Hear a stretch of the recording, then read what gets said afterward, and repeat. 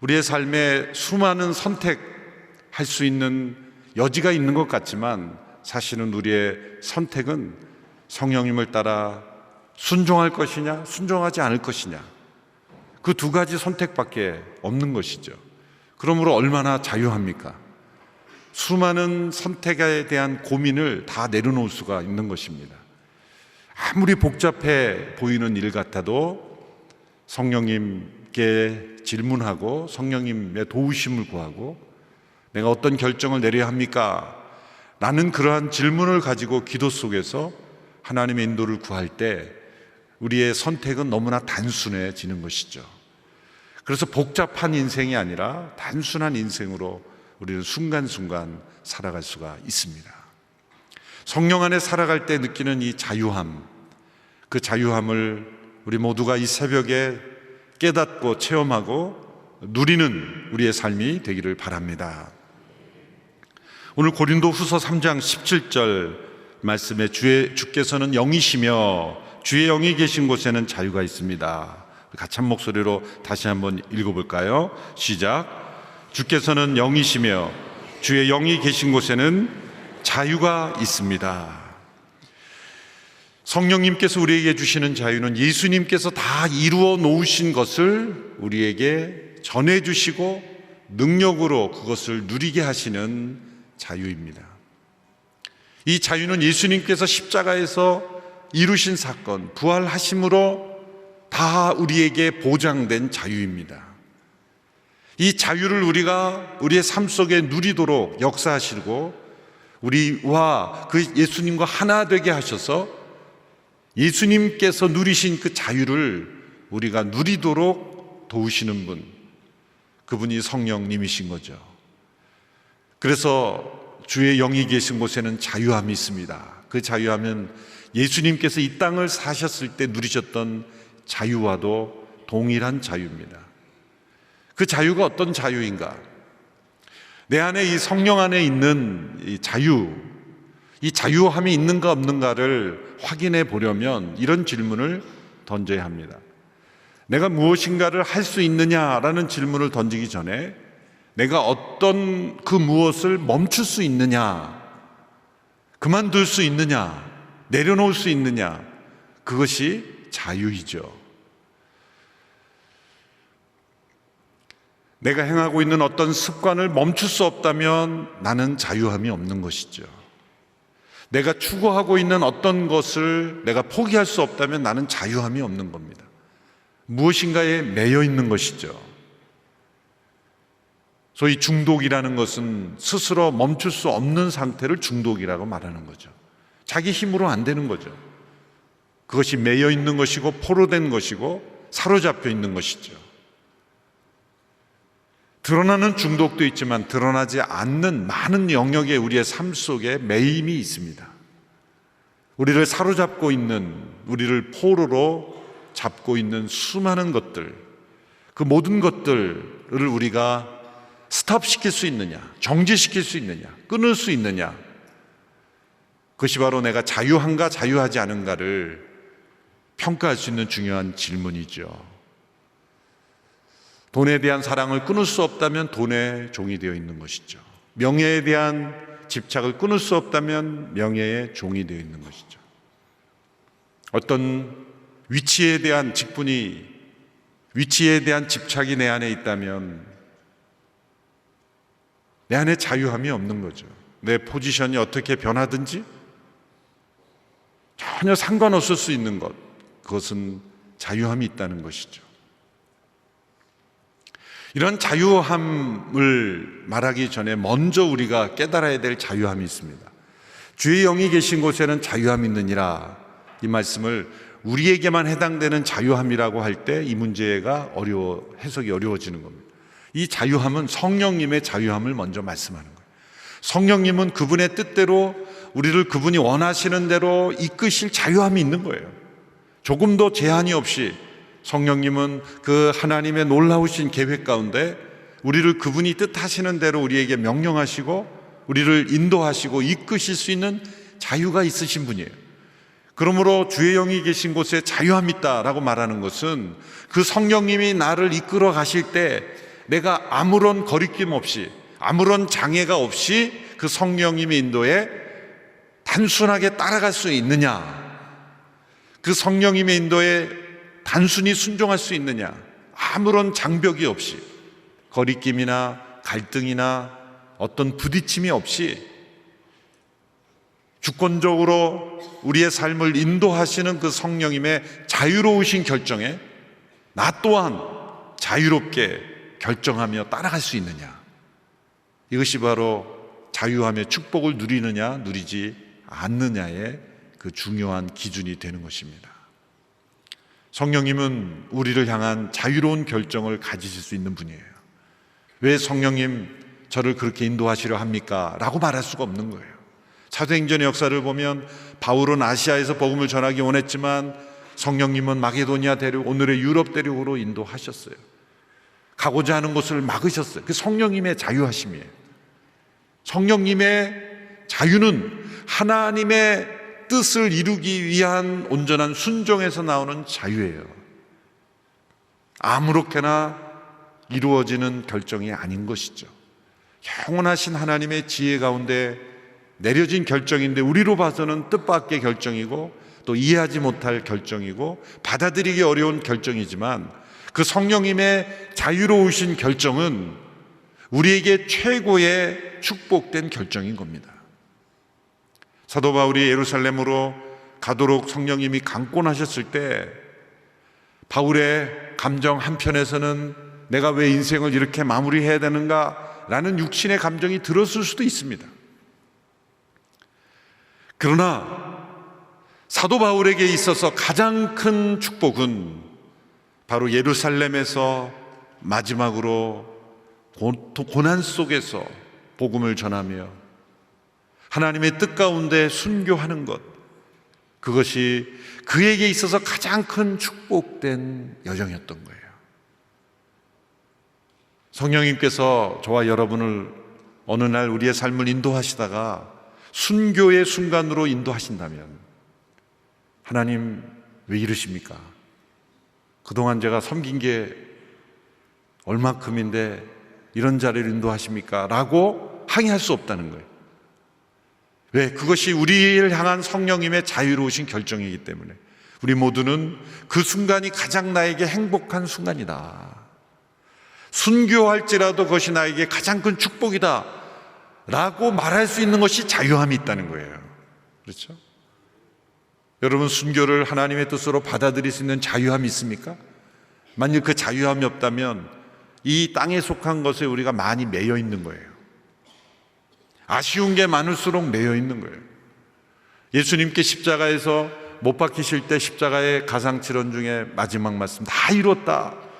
다 이뤘다라는 것은 여한이 없다.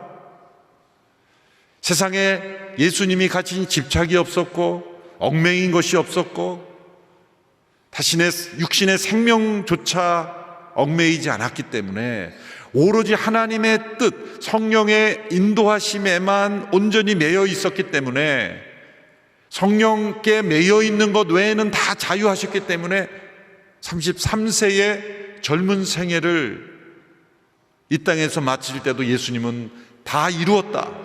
이 헬라어로 테텔레스타이라는 여러 뜻이 있죠. 빚을 다 갚았다. 그리고 어떤 작품이 완성되었다. 내가 의도한 바대로 다 이루어졌다. 그 모든 의미 속에는 여한이 없다는 거예요. 자유하다는 거예요. 이제는 자유가 되었다. 빚진 자로부터 자유가 되고 이 빚으로부터 자유가 되고 그리고 내가 해야 할 모든 의무로부터 자유가 되고 주인께서 나에게 맡긴 모든 의무를 다 마쳤을 때 그 당시에 종들이 다 이루었습니다. 텔레스타이라고 말하고 주인께 보고하는 말이었어요. 이제는 나에게 맡겨진 모든 삶의 의무로부터 자유케 되었다. 이 한 단어에서 예수님께서는 자유를 선포하신 거예요. 만일 제가 이 나이에 하나님의 부르심을 받아 순교하게 된다면 여러분 어떻게 생각해요? 잘 됐다. 살 만큼 살았다 이제. 그렇게 생각이 들겠어요? 좀 아쉽다 그러시겠어요? 별로 아쉽지 않은가 봐요. 뭐 저뿐만 아니라 각자의 삶 속에서 어느 단계 하나님이 부르시든지 다 아쉽다고 여길 거예요. 누군가에게 당신 살 만큼 살았으니 뭐가 아쉬워, 그렇게 말할 수 없는 거예요.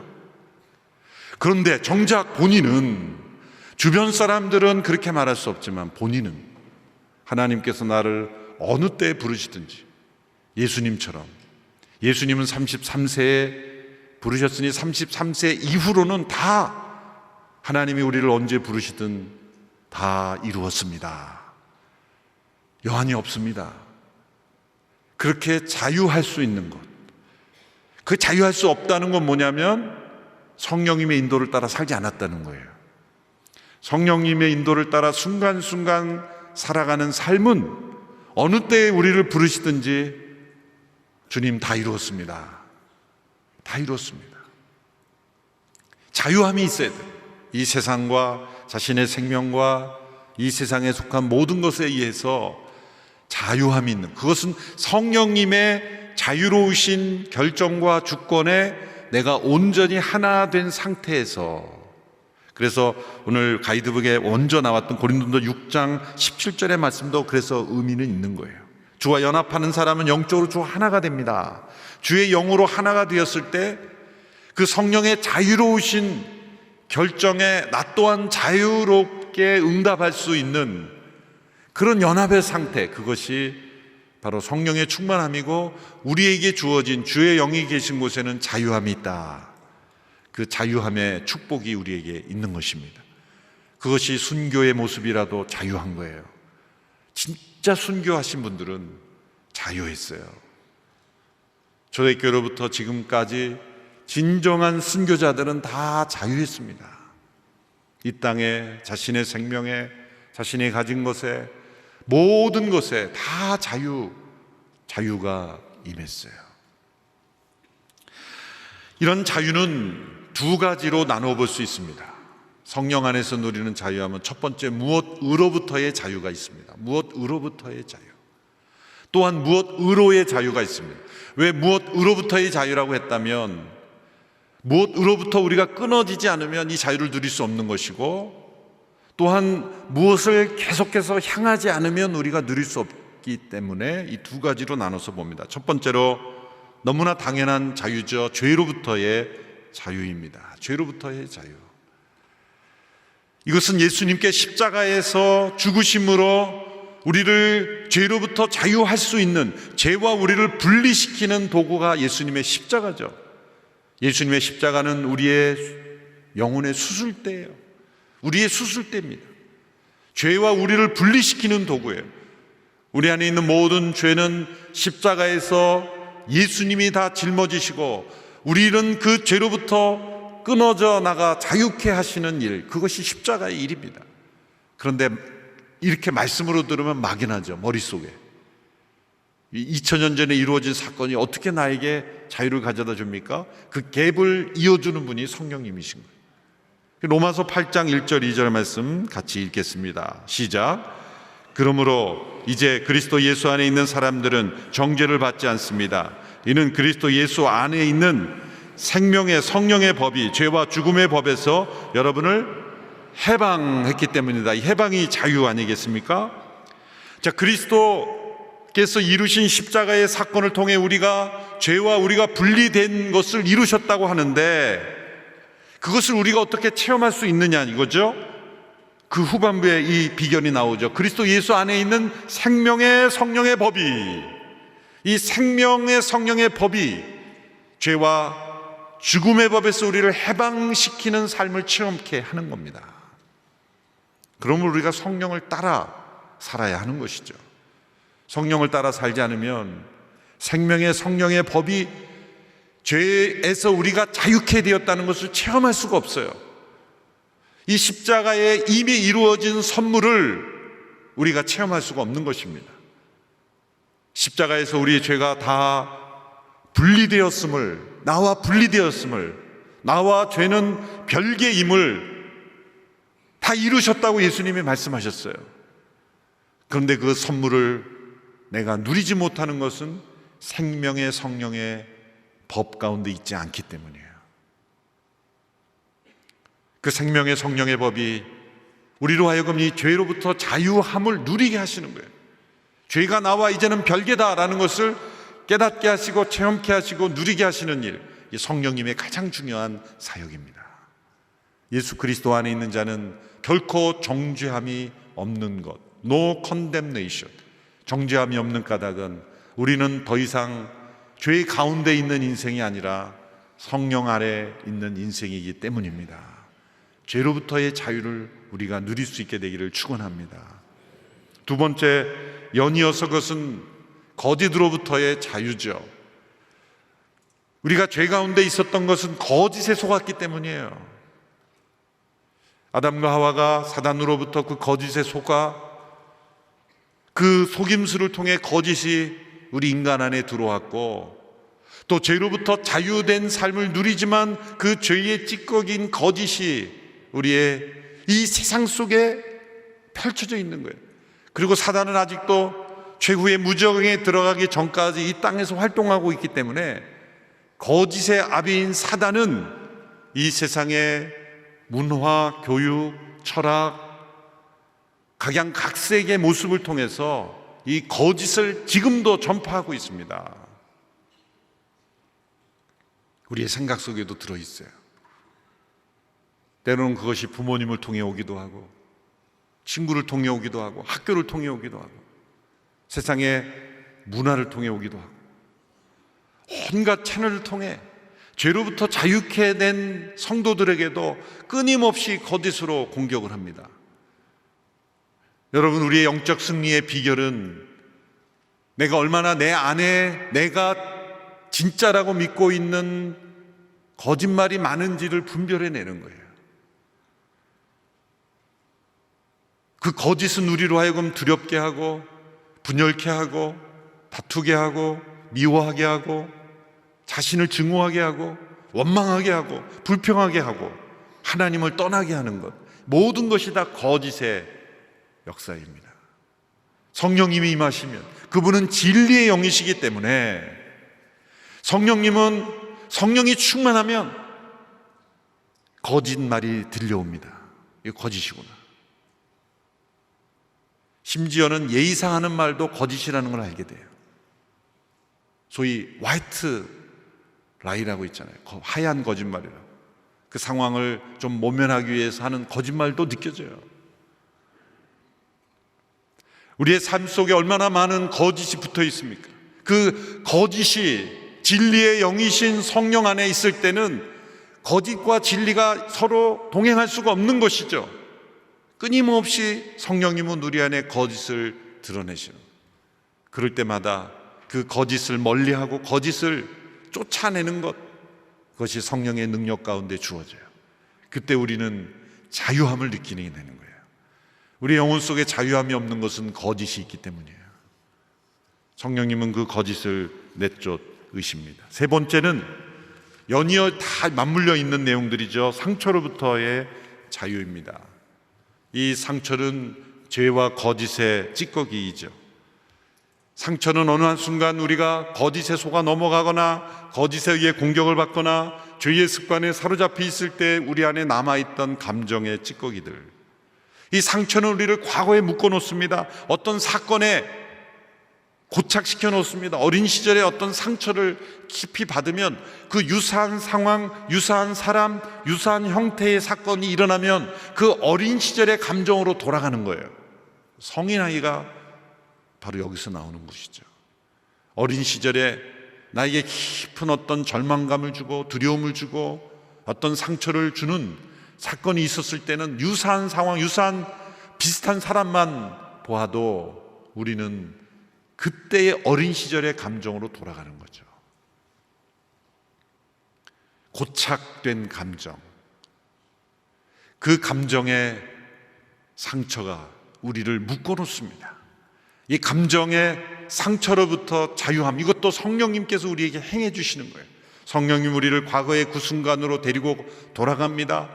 예전에는 홀로 외롭게 능력이 없이 어린아이로 능력이 없는 상태에서 그 순간을 부딪혔지만 이제는 주님이 함께 하시기에, 성령님의 능력이 함께 하시기에 이제는 그 모든 것을 다르게 대할 수 있는 거예요. 예전에는 두려워 도망하였지만 두려워 도망하지 않고 내쫓을 수 있는 거예요. 예전에는 아무 말도 못했지만 이제 말할 수 있게 된 거예요. 성령님과 함께 과거로 돌아가면 놀랍게도 그 상처가 치유가 되는 것입니다. 그런 체험들이 있을 때 우리는 자유하게 되는 거예요. 그래서 더 이상 그 감정의 포로에 붙잡혀 있지 않을 수 있게 되는 것입니다. 여러분, 이것은 한순간의 체험이 아니라 끊임없이 이루어져 가야 될 순간순간, 매일 매 순간 우리의 모든 감정이 포로된 감정이 아니라 성령 안에서의 자유케 된 감정으로 매일 성령을 따라 행할 때 우리는 매일매일 맛보는 선물입니다. 그래서 선물이라고 생각하세요. 그래서 옛 감정이 올라올 때마다 성령님이 주신 선물을 사용하는 거예요. 해독할 수 있는 키트가 우리에게 있는 거예요. 여러분, 우리 육신에도 알러지가 있잖아요. 알러지도 일종의 상처죠. 우리 육신에 어떤 내가 받아들일 수 없는 그런 그 무엇이 들어왔을 때 그 육신이 반응하는 거예요. 그래서 유사한 물질이 들어오면 동일하게 반응하는 것이 알러지 아닙니까? 우리 감정에도 알러지가 있고 감정에도 그러한 동일한 현상이 있는데 인간의 힘으로는 그것이 끊어지지 않습니다.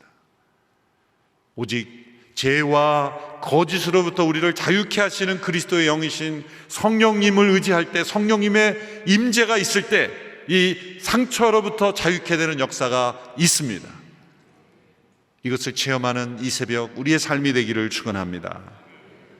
연이어서 율법으로부터의 자유죠. 이것은 죄로부터 자유가 됐기에 자연히 따라오는 것입니다. 죄에 대하여 죽은 자는 율법에 대하여 죽은 겁니다. 왜? 죄를 죄로 규정하는 것이 율법이기 때문에, 죄로부터 자유케 된 것은 율법으로부터 자유케 되는, 이것은 함께 따라오는 세트입니다. 세트.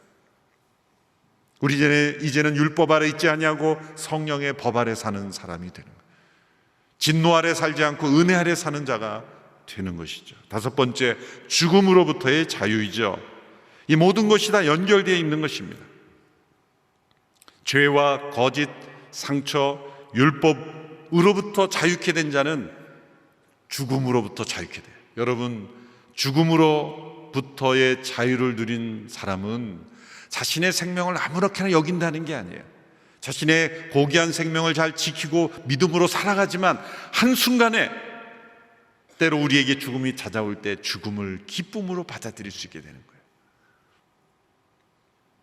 죽음으로부터 자유, 그것이 우리의 삶 속에 누려진 은혜가 됐기를 원합니다.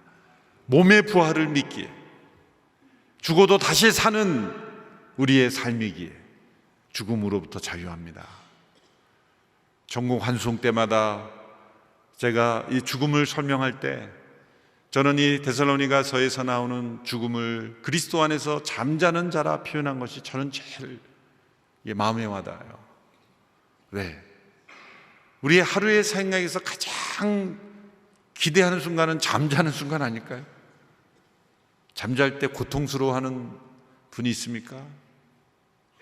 잠을 막을 수 없듯이 죽음도 막을 수 없어요. 그런데 잠을 자는 것은 내가 완전한 수동태로 들어가는 거죠.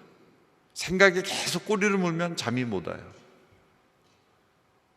생각 하나도 다 내려놔야 돼요. 100% 수동태로 들어갈 때 놀랍게 어떤 일이 일어납니까? 나는 완전히 내 힘을 뺐는데 새 힘이 생기잖아요. 이게 놀라운 신비로운 잠의 축복이죠. 내 생각, 내 두 손을 굳게 잡고 있으면 팔만 아파요. 그런데 내 손을 펴서 완전히 힘을 빼고 내 생각과 힘을 완전히 빼는 잠의 상태에 들었을 때 놀랍게 내 안에 새 힘과 능력이 생기는 거죠. 우리가 이 죽음을 통해 우리에게는 부활의 생명이 임하게 될 줄로 믿습니다. 그러므로 우리는 죽음에 대해서 자유할 수 있는 거예요. 구약의 희년은 이 자유를 선포하는 해였죠. 레위기 25장 10절에 이스라엘에서 하나님께서 율법을 통해 주신 이 제도가 이 자유케 하는 그런 능력을 우리에게 예언하셨습니다. 25장 10절 말씀 우리 같이 읽어볼까요? 시작. 너희는 50년이 되는 해를 거룩하게 하고 그 온 땅의 모든 사람들에게 자유를 선포하라. 그것이 너희를 위한 희년이다. 너희 각 사람은 각자의 소유지로 돌아가고 너희 각 사람은 각자의 동족에게로 돌아가라. 이 희년, 주빌리, 이 희년은 세 가지 자유가 선포되죠. 노예가 해방되고 모든 빚이 탕감되고 토지가 원래 소유지대로 돌아갑니다. 많은 경제적 거래가 있었지만 이제 모든 노예가 해방되었다는 것은 이제 그리스도 안에서 우리가 성령의 능력으로 죄로부터 자유케 되고 모든 죄의 빚으로부터 자유케 되고 죄의 종된 상태에서 자유케 됨을 의미하는 거예요. 모든 빚이 다 탕감되었다는 것은 우리의 마음에 있는 상처와 아픔과 모든 이 죽음이 가져오는 두려움으로부터 다 이제는 해방되었다는 것을 의미하는 거예요. 또한 각자의 동족, 자기의 원래 토지의 유업을 회복한다는 것은 하나님께서 우리에게 원래 주셨던, 창조 때 주셨던 그 유업, 그 기업을 우리가 회복하게 된다는 거죠. 미국의 링컨 대통령에 의해서 노예제도가 미국에서 폐지된 날 남부지방에 닭들이 큰 순환을 당했다고 합니다. 전염병이 돈 것이 아니라 노예였던 사람들이 일제히 닭을 잡아 기름에 튀겨 통닭을 해먹었다는 거죠. 그 왜 그랬을까? 그 이유를 이렇게 설명합니다. 이들이 노예로 살아갈 때 새벽마다 이들을 깨웠던 것이 닭들이었기 때문에 새벽마다 이 닭 울음소리를 듣고 깨는 것이 이들은 너무 지겨웠던 거예요. 그러니까 노예로 살아가는 사람들에게 가장 큰 싫은 것은 이 닭들의 알람을 깨우는 것. 왜? 그들은 사명감을 가지고 일하는 것이 아니라 종으로서 비참하게 매일매일 살아갔기 때문에 그 닭 울음소리가 그토록 싫었나 봅니다. 그래서 노예 해방이 선포돼 제일 먼저 닭을 먼저 잡아먹었다. 우리에게 많은 시사하는 바가 있죠. 우리가 죄의 포로가 돼 있고 상처의 포로가 돼 있고 또 죽음의 포로가 돼 있고 율법의 포로가 돼 있을 때는 애매한 것에 화풀이를 하는 거예요. 왜 닭에게 화풀이를 합니까? 노예 근성, 노예로 사로잡힌 자들은 바로 왜곡된 감정에 사로잡혀 있는 거죠. 에릭 프롬이라는 그 독일의 사회심리학자가 자유로부터의 도피, Escape from Freedom이라는 책을 썼죠. 이 책은 사실 사람들이 자유를 얼마나 잃어버리는가, 동시에 자유로부터 도망하고 있는가를 설명하는 거죠. 중세 시대에 사람들은 자유가 없었죠. 권위주의 시대에 정해진 신분으로 태어나 그 신분으로 평생 살다 죽었죠. 원하는 대로 하지 못했죠. 그래도 그 당시에 데모를 하거나 항의를 하거나 자신의 권리를 주장하던 시대가 아니었어요. 르네상스 시대를 지나서 이제 자유로운 시대가 왔어요. 그런데 문제가 나타나기 시작한 것은 사람들이 자유를 누릴 능력이 없었다는 거예요. 자유가 주어졌는데 자유를 누릴 능력이 없다 보니까 자유로부터 도피하는 현상이 나타났는데 그것이 뭐냐면 바로 여러 독재자들에게 순응하기 시작했다는 거예요. 각자에게 자유가 주어졌지만 그 자유를 누릴 능력이 없으니까 독재자가 나타나서 통치하니까 다시 과거로 돌아가요. 그러니까 자유가 주어졌지만 자유로부터 도피하는 거예요. 여러분, 우리가 주의 영으로 성령이 우리 가운데 임하시고 예수 그리스도께서 우리를 자유케 하셨는데 그 자유를 누릴 능력이 성령 가운데 있지 않으면 우리는 또 다른 그 무엇에 매여 사는 자유로부터 도피하는 현상이 나타난다는 거예요.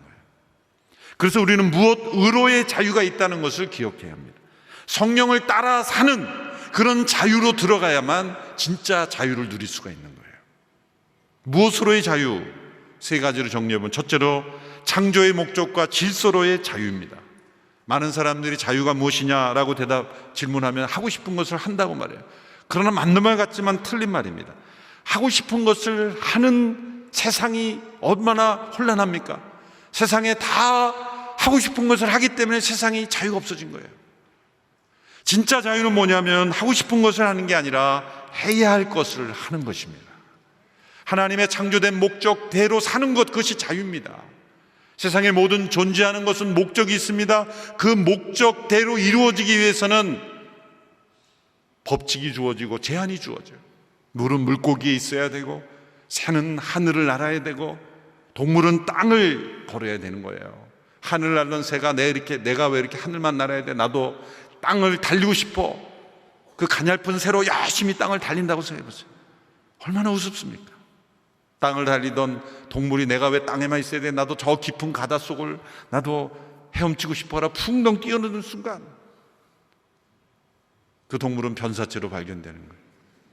바다에 있는 물고기들이 왜 우리는 물만 먹어야 되냐? 나도 저 푸른 육지에서 살고 싶다고 그러고 물속에서 튀어나오는 순간 이 시집의 사시미로 발견되는 거죠. 하나님의 창조 질서를 지키지 않았기 때문이에요. 그러면 인간은 무엇입니까? 인간은 하나님의 형상대로 지음받은 하나님의 창조 질서를 지키는 그것이 바로 자유입니다. 사회적 성을 만들고 우리 스스로 자기의 성을 선택하는 게 자유가 아니라 남자와 여자로 창조된 그 질서를 지키는 게 자유예요. 그 질서를 어기면 자유를 잃어버리는 거예요. 자유란 하고 싶은 것을 하는 게 아니라 하나님이 정하신 질서를, 창조의 질서를 지키는 것이 자유입니다. 두 번째, 진리로의 자유입니다. 우리가 모든 죄와 거짓과 상처와 율법과 죽음으로부터 우리를 모두 자유케 하시는 것은 우리가 진리를 붙잡을 때, 진리 안에 있을 때 그 진리가 우리를 자유케 하기 때문에. 진리랄지니 진리가 너희를 자유케 하리라 말씀하셨죠. 진리로의 자유에 끊임없이 우리는 진리로 나아가야 됩니다. 하나님의 사랑으로 우리를 창조하셨다는 것이 진리고, 인간은 하나님을 떠나 죄의 종이 되었다는 것이, 스스로 벗어날 수 없다는 것이 진리고, 십자가에서 죽음으로 죄의 종된 상태 자유케 됐다는 것이 진리고, 성령을 따라 하나님을 사랑하며 순종하며 살아갈 때 자유를 누릴 수 있다는 것이 진리입니다. 진리가 우리를 자유케 하는 거예요. 그러므로 예수님께서 이루신 죄와 거짓, 상처, 율법, 죽음으로부터의 자유가 주어졌다는 것을 누리지 못하는 것은 창조 질서대로 순종하지 않아서이고, 진리를 알고 진리에 순종하지 않아서 그 자유를 누리지 못하는 거예요. 성령 안에서 진리를 따르는 자유를 누리게 되기를 축원합니다. 세 번째는 사랑으로의 자유예요. 사랑으로의 자유. 갈라디아서 5장 13절에서 15절의 말씀을 같이 함께 읽어보겠습니다. 시작. 형제들이여, 하나님은 여러분을 부르셔서 자유하게 하셨습니다. 그러나 그 자유를 육체의 만족을 위한 기회로 삼지 말고 도리어 사랑으로 서로 종노릇 하십시오. 왜냐하면 모든 율법이 내 이웃을 내 자신과 같이 사랑하라고 하신 이 한마디 말씀 안에서 완성되기 때문입니다. 그러나 만일 여러분이 서로 물어뜯고 삼키면 피차 멸망할 것이니 조심하십시오. 이제 우리는 죄의 종이 아니라 의의 종이요, 미움의 종이 아니라 사랑의 종이 된 거예요. 사단의 종이 아니라 하나님의 종이 된 거예요. 진짜 자유는 사단으로부터 자유케 되고 하나님께 종이 된 거예요. 그래서 하나님의 창조 질서대로, 하나님의 진리대로, 하나님의 성품 사랑으로 우리가 살아가는 것이 자유예요. 여러분, 사랑할 수 없는 것은 자유하지 못하다는 거예요. 내 안에 사랑으로 충만하지 못한 만큼 우리는 자유하지 못합니다. 진짜 우리의 자유는 누군가를 사랑으로 서로 종로로 탈 수 있는 것. 세상의 죄와 상처와 율법과 죽음에 얽매여 움직이는 인생이 아니라 사랑에 이끌려서 사랑의 종로로 타는 인생으로 우리가 이끌리고 있는 것은 우리가 자유하고 있는 거예요. 여러분, 누군가를 진심으로 진리 가운데 사랑하고 있는 사람에게는 후회가 없고 아쉬움이 없고 원망이 없습니다. 그 안에는 자유함이 있을 뿐이에요. 주의 영이 계신 곳이기 때문이에요. 창조의 질서대로 진리 가운데 사랑으로 종노릇하며 성령이 우리에게 부어주시는 이 자유, 예수님께서 다 이루어 놓으시고 우리에게 전해주시는 이 주의 영이 함께 하시는 이 자유를 우리가 누리며 충만하게 살아가는 우리 모두가 되기를 주님의 이름으로 축원합니다.